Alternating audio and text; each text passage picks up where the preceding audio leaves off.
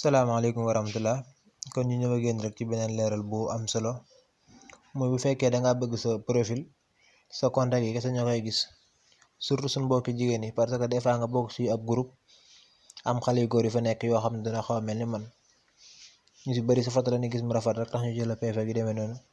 léegi nag yow nan ngay def ba sa profil moom képp koo xam ne nekkut sa contact du ko gis dangay dugg ci sa WhatsApp nga dugg ci 3 tomb yi nga ñëw ci paramètre bi